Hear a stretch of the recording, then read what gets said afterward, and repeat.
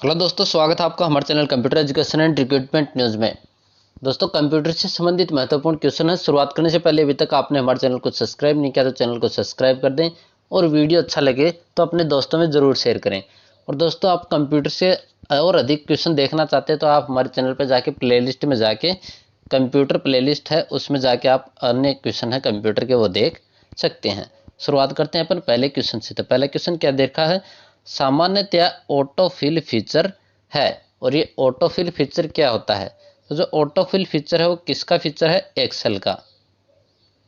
ये एक्सेल में आता है और ये काम क्या करता है? तो ये क्या काम करता है? श्रेणीबद्ध आंकड़ों के क्रम को विस्तृत करता है। दूसरा, सेल मानों के एक रेंज को स्वतः जोड़ लेता है। तो ये क्या है? ऑटोफिल फीचर है।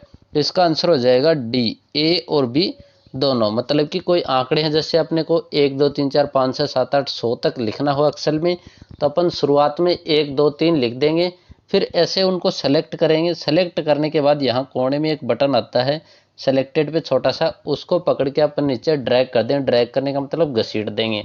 उसको घसीटेंगे तो ऑटोमेटिकली 1 2 3 की जगह वो क्या करेगा, उनको आगे बढ़ाता जाएगा। 1 2 3 4 5 6 7 8 जहाँ तक अपने को चाहिए वहाँ तक। वैसे ही अपन ABCD लिखना चाहें तो A B और C लिख के उनको सेलेक्ट करके अपन ऑटोफिल फीचर पे यहाँ पे क्लिक करके ड्रैग कर देंगे तो आप ऑटोमेटिकली ABCD अपने को लिख देगा। तो ये है ऑटोफिल फीचर जो एक्सेल का फीचर है। अगला क्वेश्चन की बात करें अपन, प्रेजेंटेशन के समस्त स्लाइडों में समान प्रभाव देखने के लिए आप प्रयोग करेंगे कि जो प्रेजेंटेशन है अपनी, उनकी समस्त स्लाइड मतलब जितनी भी स्लाइड होती हैं उनमें अपने को समान प्रभाव देखना हो, सभी में एक समान प्रभाव देखना हो तो अपन क्या करेंगे? अब ये स्लाइड प्रेजेंटेशन ये क्या चीज़ है? तो ये क्या है, अपना जो पावर पॉइंट होता है उसके अंदर स्लाइड बनाई जाती हैं और स्लाइडों में अपन प्रेजेंटेशन के अंदर उसमें अपन क्या है, ट्रांजैक्शन डाल देते हैं या फिर स्लाइड एनिमेशन डाल देते हैं तो उसमें प्रभाव डल जाते हैं। तो यहाँ पे पूछ रहा है सभी में समान प्रभाव डालना हो तो अपन क्या करेंगे? तो क्या करेंगे, अपन डिजाइन टेम्पलेट पे जाएंगे, उसमें जाके अपन समान प्रभाव डाल सकते हैं अपनी पूरी स्लाइडों में। अगला क्वेश्चन है, यदि आप अपने फोटो को निरंतरता के साथ देखना चाहते हैं तो प्रयोग करेंगे। ये भी किसका क्वेश्चन है? पावर पॉइंट का क्वेश्चन है कि अपनी कोई फोटो है उसमें निरंतरता के साथ मतलब लगातार क्या है, उसमें निरंतरता के साथ अपन अपनी फोटो को देखना चाहते हैं तो अपन क्या करेंगे? तो अपन क्या करेंगे, उसमें रैंडम स्लाइड ट्रांजिशन इसको सिलेक्ट कर देंगे। रैंडम स्लाइड ट्रांजिशन, इससे क्या होगा, अपनी फोटो वो निरंतरता के साथ दिखाई देगी। अगला क्वेश्चन है, एक वर्कशीट में आप चयन कर सकते हैं। अब ये वर्कशीट किसके अंदर होती है? एक्सेल के अंदर। एक्सेल होता है उसमें वर्कशीट होती है। अपन वर्कशीट को किस प्रकार सेलेक्ट कर सकते हैं? यहाँ पे चयन करने का मतलब है सेलेक्ट करना। तो कौन कौन से तरीके दे रखे अपने को? संपूर्ण स्लाइड को, संपूर्ण वर्कशीट को अपन सेलेक्ट कर सकते हैं, एक साथ बहुत से रो और कॉलम को सिलेक्ट कर सकते हैं, केवल रो को सिलेक्ट कर सकते हैं, या फिर उपरोक्त सभी। तो इसका आंसर हो जाएगा उपरोक्त सभी। अपन सारी चीज़ें कर सकते हैं। पूरी वर्कशीट को अपन एक साथ सेलेक्ट कर सकते हैं, एक साथ रो और कॉलम दोनों को सिलेक्ट कर सकते हैं, केवल अकेली रो को सिलेक्ट कर सकते हैं, एक साथ अपन एक सेल को सिलेक्ट कर सकते हैं, एक साथ अपन एक से ज़्यादा सेलों को सिलेक्ट कर सकते हैं, एक साथ अपन एक से ज़्यादा सीट को सिलेक्ट कर सकते हैं। तो ये सारे काम सेलेक्ट करने से संबंधित हैं जो कि एक्सेल के हैं।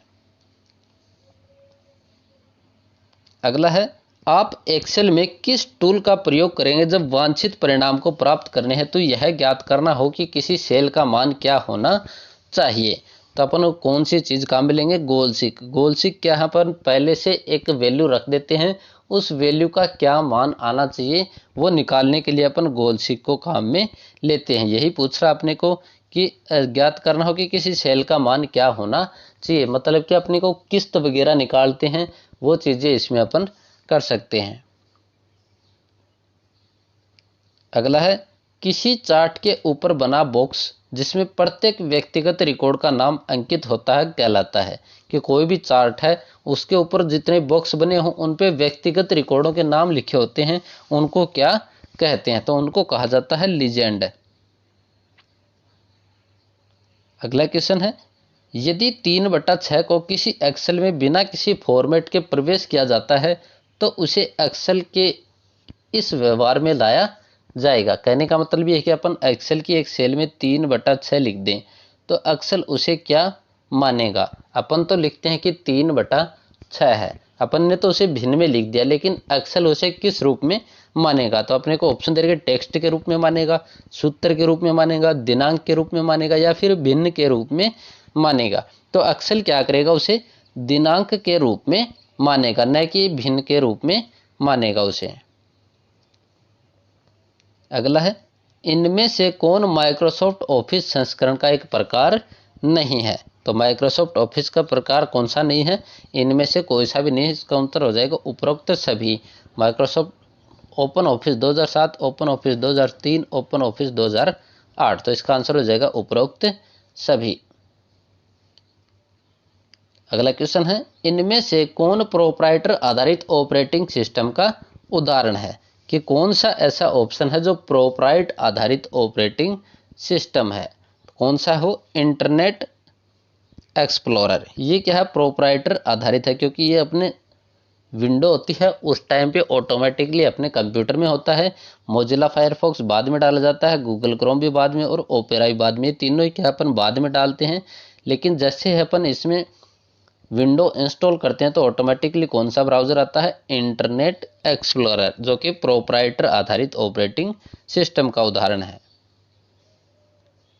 अगला क्वेश्चन है, निम्न में से कौन सा असंगठित तथ्यों व विवरणों का संग्रह है। तो ऑप्शन दे रखे हैं, सूचना, परिणाम, आंकड़े या फिर उपरोक्त सभी। तो इनमें से कौन सा है जो निम्न असंगठित तथ्यों और विवरणों का संग्रह है। तो वो है आंकड़े।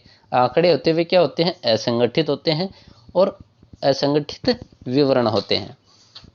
अगले क्वेश्चन की बात करें अपन, माइक्रोसॉफ्ट वर्ड 2007 में फ़ॉन्ट साइज का सबसे छोटा व सबसे बड़ा फ़ॉन्ट साइज उपलब्ध होता है। कि जो अपना MS वर्ड होता है उसमें अपने को फ़ॉन्ट की साइज चेंज करते हैं, उसमें सबसे कम कितनी फ़ॉन्ट साइज कर सकते हैं और सबसे ज़्यादा कितनी कर सकते हैं। तो कर सकते हैं सबसे कम 8 और सबसे ज़्यादा 72। तो इसका आंसर हो जाएगा ये 8 व 72। तो सबसे कम साइज 8, सबसे ज़्यादा 72। अगला क्वेश्चन है, माइक्रोसॉफ्ट वर्ड में थेसोर्स टूलबार किस कार्य में प्रयुक्त होता है। कि जो MS वर्ड है अपना उसमें एक ऑप्शन आता है थेसोर्स नाम से, वो किस काम आता है। तो काम आता है अपने को समानार्थी और विपरीतार्थी शब्द को खोजने के काम आता है। अगला क्वेश्चन है, वर्तनी टूल किस टूलबार पर स्थित होता है। स्पेलिंग वगैरह अपन चेक करते हैं, वो टूलबार है अपना किस टूलबार के ऊपर अपने को मिलता है। तो वो मिलता है रिव्यू टूलबार में। अगला क्वेश्चन है, माइक्रोसॉफ्ट एक्सेल में किस तरह के चार्ट बनाए जा सकते हैं। तो अपने को माइक्रोसॉफ्ट जो अपना एक्सेल है उसके अंदर बनाए जा सकते हैं बार चार्ट, रेखीय ग्राफ और पाई चार्ट। ये 3 चार्ट बनाए जा सकते हैं, बार चार्ट, रेखीय ग्राफ और पाई चार्ट। अगला क्वेश्चन है, एक स्लाइड के जाने और दूसरी स्लाइड के आने में गति प्रभाव को लेने हेतु आप किस फीचर का प्रयोग करेंगे। तो अपने को जो एक स्लाइड जा रही है उसके बाद तुरंत दूसरी स्लाइड में अपने को एनिमेशन डालना हो तो अपन किस फीचर का प्रयोग करेंगे। तो करेंगे अपन स्लाइड ट्रांजिशन। स्लाइड ट्रांजिशन, इससे क्या होता है कि एक स्लाइड जाती है उसके बाद ऑटोमेटिकली दूसरी स्लाइड में ट्रांजिशन डाल सकते हैं। अगला क्वेश्चन है, बेतार माउस एक उपकरण है जो विशिष्ट रूप से किसका प्रयोग करके सिस्टम यूनिट से संप्रेषण करने के लिए उपयोग में लाया जाता है। कि अपना जो वायरलेस माउस होता है वो किस माध्यम से अपने सिस्टम यूनिट से संप्रेषण करता है, मतलब कम्युनिकेशन करता है। तो वो किस माध्यम से करता है, इंफ्रारेड लाइट वेव के माध्यम से। तो इसका आंसर हो जाएगा सी, इंफ्रारेड लाइट वेव्स। अगला क्वेश्चन है, इनमें से कौन सी कुंजी समूह का प्रयोग वर्ड प्रोसेसर में टेक्स्ट को सबस्क्रिप्ट करने के लिए किया जाता है। अब सबस्क्रिप्ट करने का मतलब होता है जैसे x2 लिखना हो, मतलब x के नीचे इस 2 को लिखना हो अपने को, तो इसको बोलते हैं सबस्क्रिप्ट। और एक होता है सुपरस्क्रिप्ट, उसका मतलब होता है x² लिखना हो अपने को, कि x के ऊपर इस 2 को लिखना हो तो कैसे लिखेंगे, तो इसको बोलते हैं सुपरस्क्रिप्ट और इसको बोलते हैं सबस्क्रिप्ट। नीचे लिखना हो तो सबस्क्रिप्ट और ऊपर लिखना हो तो सुपरस्क्रिप्ट।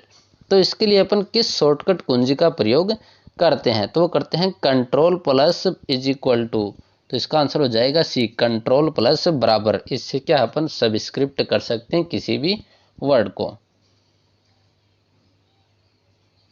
अगला क्वेश्चन है, प्रोसेसर को व्यस्त करने वाले प्रोग्राम को पहचानने वाली यूटिलिटी का नाम है, कि जो अपना प्रोसेसर होता है उसको व्यस्त करने वाले कौन से प्रोग्राम हैं, उनको कौन सी यूटिलिटी पहचान करती है। तो अपने को ऑप्शन दे रखे task manager, device manager, system informer, system manager. तो वो कौन सा काम करता है, सिस्टम मैनेजर। अगला क्वेश्चन है, जब भी कोई नए डिवाइस को कंप्यूटर से जोड़ा जाता है तो निम्न में से कौन से सॉफ्टवेयर को इंस्टॉल होना चाहिए, कि अपने को कोई डिवाइस जोड़ते हैं कंप्यूटर के अंदर तो उस डिवाइस से संबंधित अपने कंप्यूटर में कौन सी चीज़ होनी चाहिए, तो वो होनी चाहिए डिवाइस ड्राइवर। कि अपन ने कोई नया डिवाइस जोड़ा, जैसे माउस जोड़ दिया कंप्यूटर में, तो अपने पास माउस ड्राइवर होने चाहिए, तभी अपना माउस काम करेगा। अगला और लास्ट क्वेश्चन है, माइक्रोसॉफ्ट वर्ड 2010 में चयनित टेक्स्ट का केस चेंज बदलने के लिए किस कुंजी का उपयोग किया जाता है। अब ये चेंज केस क्या होता है, तो अपना जो सिस्टम है उसमें चेंज केस कौन कौन से होते हैं, lower case, upper case, sentence case, toggle case, capitalise each word.